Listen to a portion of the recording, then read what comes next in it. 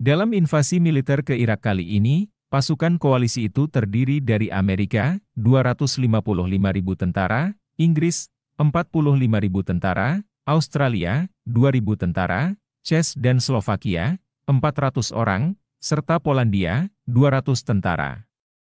Angkatan Laut Amerika Serikat selain mengirimkan 5 kapal induk berikut ratusan pesawat tempur dan rudal jelajah Tomahawk, juga sejumlah kapal perang, kapal perusak, dan kapal amfibi.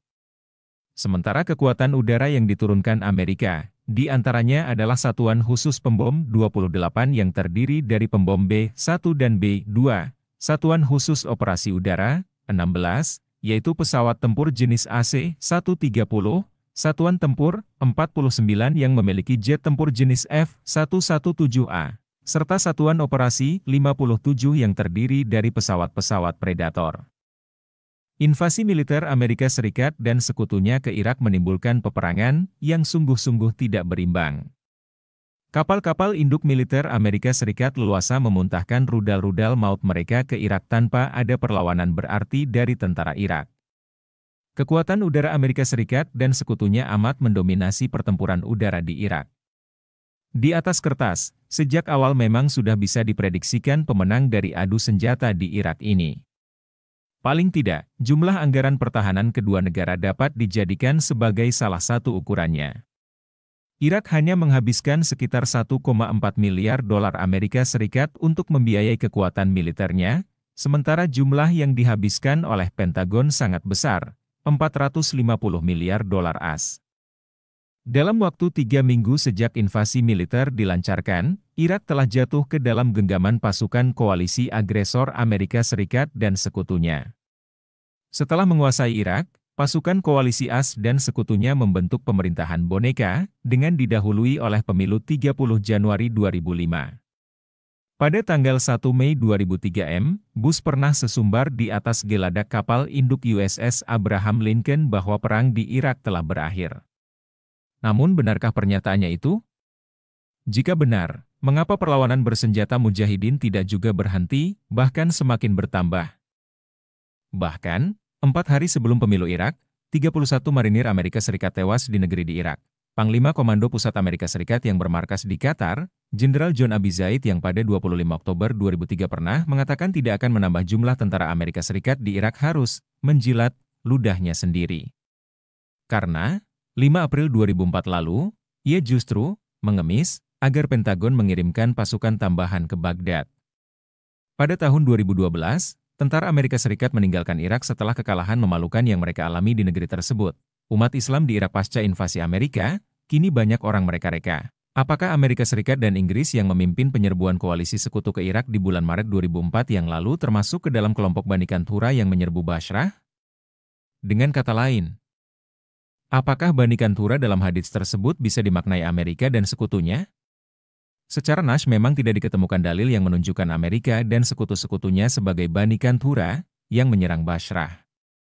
Meski demikian, apabila hadits-hadits yang menyebutkan tentang serangan Bani Kantura dan bangsa Tur tersebut kita bandingkan dengan sifat-sifat Amerika dan sekutu-sekutunya yang kini menduduki Irak, akan ditemukan kesamaan sebagian, bukan seluruhnya, sifat antara Bani Kantura bangsa Turk dan Amerika Sekutu. Sebagian kesamaan tersebut adalah: pertama, Amerika, Inggris, dan sekutu-sekutunya yang melakukan invasi militer ke Irak termasuk dalam kelompok negara yang mengalami 4 musim, dan salah satu musim tersebut adalah musim salju. Pada musim tersebut, mereka terbiasa memakai pakaian yang tebal dari bulu. Keadaan seperti ini sesuai dengan sebagian ciri yang disebutkan dalam hadits, yaitu, mereka memakai pakaian yang terbuat dari bulu, dan memakai alas kaki yang juga terbuat dari bulu. Kedua, sikap kaum muslimin penduduk Bashrah, kota-kota di Irak, dan negara-negara muslim lainnya dalam menghadapi invasi militer Amerika Serikat dan sekutu-sekutunya. Secara umum, sikap mereka terbagi menjadi 3.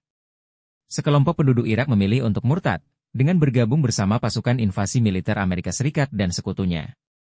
Mereka rela menjadi mata-mata, penerjemah, polisi, atau pejabat dalam pemerintahan transisi buatan Amerika Serikat dan sekutu-sekutunya. Demi mendapat keuntungan duniawi yang sedikit, mereka berkhianat kepada agama dan bangsa. Sekelompok lainnya memilih menyelamatkan diri sendiri dan keluarganya, baik dengan jalan mengungsi ke negara lain maupun berpindah ke daerah-daerah di Irak yang dirasa lebih aman. Untuk menyelamatkan diri dan hartanya, mereka memilih bersikap pasif. Mereka enggan terlibat dalam gerakan-gerakan perlawanan yang berjuang untuk mengusir agresor Amerika Serikat dan sekutunya.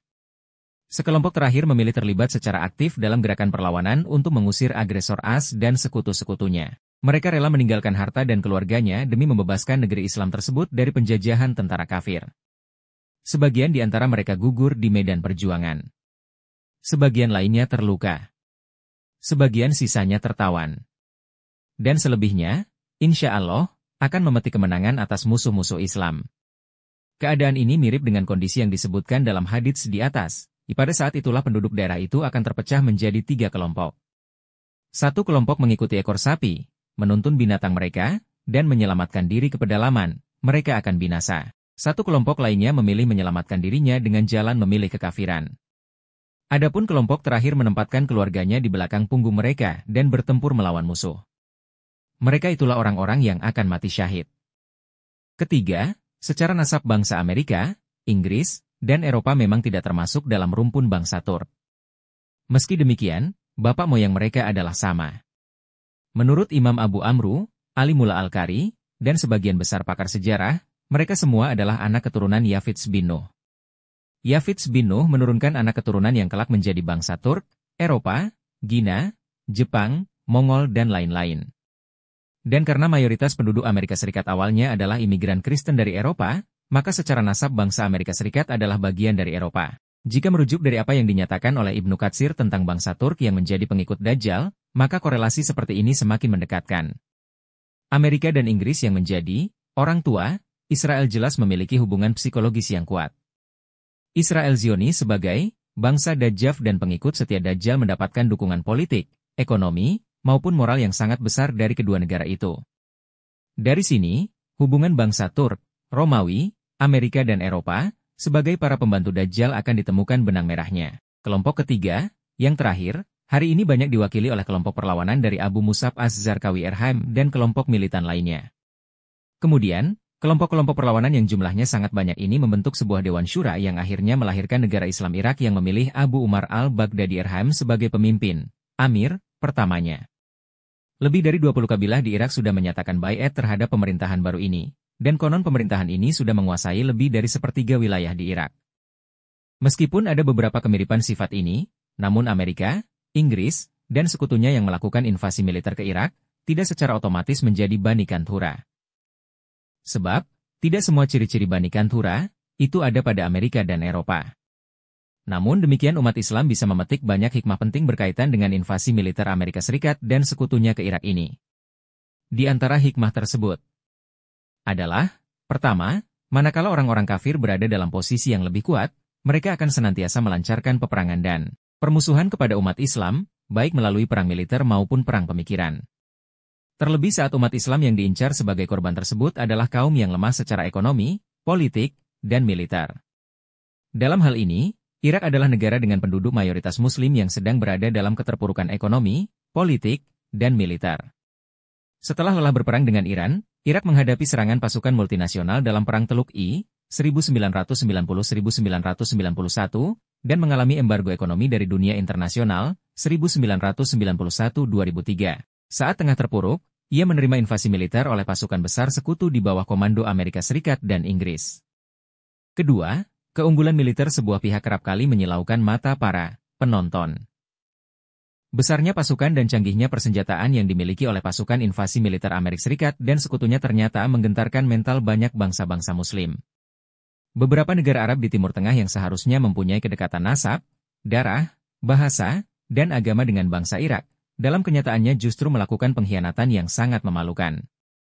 Pemerintahan-pemerintahan yang berkuasa di beberapa negara Arab tersebut justru berdiri di belakang invasi Amerika Serikat dan sekutunya. Beberapa negara, antara lain Kuwait dan Arab Saudi, menyediakan bandara dan daerahnya sebagai pangkalan pemberangkatan bagi pesawat-pesawat tempur Amerika Serikat dan Inggris yang membombardir Irak. Qatar menjadi markas besar pasukan koalisi Amerika Serikat dan sekutunya. Sementara perairan Teluk Persia dan Laut Arab dibuka lebar-lebar bagi kapal-kapal induk, kapal perusak, kapal perang, dan kapal selam Amerika Serikat dan sekutunya untuk menghujani Irak dengan rudal-rudal yang membunuh rakyat sipil. Itu semua mereka lakukan demi sebuah tujuan yang sangat naif, menyelamatkan singgasana kekuasaan. Demi langgengnya kekuasaan di tangan, mereka rela menjadi budak bangsa-bangsa kafir. Demi mempertahankan kenikmatan duniawi yang tidak kekal, mereka rela menjual agama dan akhiratnya. Agar tidak dituduh teroris dan anti-Amerika Serikat, mereka rela murtad hanya demi menjaga diri mereka dari kemurkaan Amerika Serikat dan sekutunya. Yang lebih mengherankan lagi, pengkhianatan dan kemurtadan ini juga dilakukan oleh sebagian penduduk Irak sendiri. Demi mendapatkan keuntungan pribadi, mereka berpihak kepada Amerika Serikat dan sekutunya. Balasan yang mereka dapatkan adalah uang dan jabatan dalam pemerintahan transisi Irak yang sejatinya adalah pemerintahan boneka buatan musuh. Ketiga, selain diwarnai oleh kemunculan sekelompok umat yang murtad dan berkomplot dengan musuh, invasi militer Amerika Serikat dan sekutunya juga memunculkan dua kelompok umat Islam yang lain. Itulah kelompok pejuang perlawanan dan kelompok pencari keselamatan. Kelompok pejuang perlawanan adalah umat Islam yang berjuang mengusir tentara agresor kafir dari bumi Irak dan bercita-cita menegakkan kembali panji Islam di negeri 1001 malam tersebut. Kelompok pencari keselamatan adalah kelompok yang mempunyai prinsip, yang penting saya selamat. Mereka tidak mau terlibat dengan debu-debu kekacauan di Irak. Bila memungkinkan, mereka memilih bermigrasi ke negara-negara tetangga. Keempat, kelompok pengkhianat dan pembelot adalah kelompok yang menanggung dosa terbesar. Dalam pandangan Islam, mereka adalah orang-orang murtad. Status mereka tidak berbeda dengan status tuan-tuan mereka, kaum agresor. Kelompok pencari selamat adalah kelompok yang merugi, karena mereka meninggalkan kewajiban suci berjuang pada saat pintu-pintu perjuangan telah terbuka lebar di depan mata mereka.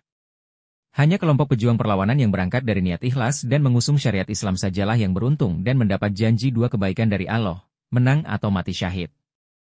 Rasulullah Shallallahu Alaihi Wasallam telah menjanjikan kemenangan dan pertolongan Allah bagi kelompok pejuang Islam ini dalam hadits-hadits tentang At-Taifah Al-Mansyurah. Di antaranya dalam hadits, Muawiyah bin Abi Sufyan berkata, saya mendengar Rasulullah Shallallahu Alaihi Wasallam bersabda, akan senantiasa ada sekelompok umatku yang menegakkan agama Allah, orang-orang yang memusuhi mereka maupun tidak mau mendukung mereka sama sekali tidak akan mampu menimpakan bahaya terhadap mereka. Demikianlah keadaannya sampai akhirnya datang urusan Allah. Wallahu a'lam bishawab.